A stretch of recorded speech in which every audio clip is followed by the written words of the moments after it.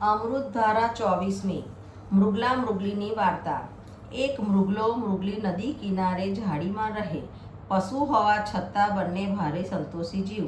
પુરુષોત્તમ માસ આવતા સૌ નર નારીઓ નદીએ નાહવા આવે, નાહીને વાર્તા કરે। પુરુષોત્તમ માસનો અવલૌકિક મહિમા સાંભળીને મૃગલા મૃગલીને પણ વ્રત કરવાનું મન થયું, પણ નદીમાં નાહવું શી રીતે? મૃગલાએ એનો તોડ કાઢ્યો। સ્નાન કરી નર નારી ભીના વસ્ત્ર એક પાટ પર મૂકતા મૃગલો મૃગલી એ પાટ નીચે ઊભા રહી જતા। જે પાણી ટપકે એનાથી સ્નાન કરી લેતા। વળી વ્રત કરનારે યથાશક્તિ દાન કરવું પડે, એનો તોડ મૃગલીએ કાઢ્યો। બંને કૂણું ઘાસ તોડી લાવતા અને ગાયને ખવડાવતા। આમ કરતા છેલ્લો દિવસ આવ્યો ત્યારે ગાયને વાચા ફૂટી। ગાય મૃગલા મૃગલીને કહેવા લાગી, હે મૃગલા મૃગલી, તમારું વ્રત જોઈને હું પ્રસન્ન થઈ છું।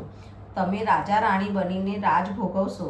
આજે રાત્રે પુરુષોત્તમ પ્રભુ સ્વયં કંદબના વૃક્ષ નીચે પ્રગટ થશે, માટે રાતે જાગરણ કરજો અને ગળે દોરડું બાંધીને ગળે ફાંસો ખાજો। મૃગલો મૃગલી તો રાજીના રેડ થઈ ગયા।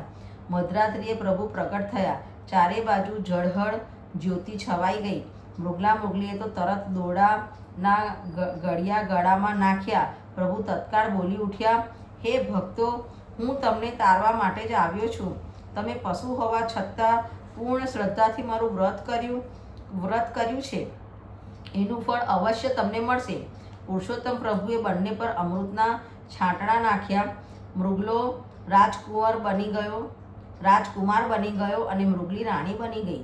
બંને પ્રભુના ચરણમાં પડી ગયા અને હરસાસુથી પ્રભુના ચરણ પખાળવા લાગ્યા। ત્યાં જ એક વિમાન આવ્યું અને ભગવાન ભક્તોને સદેહે વૈકુંઠમાં લઈ ગયા।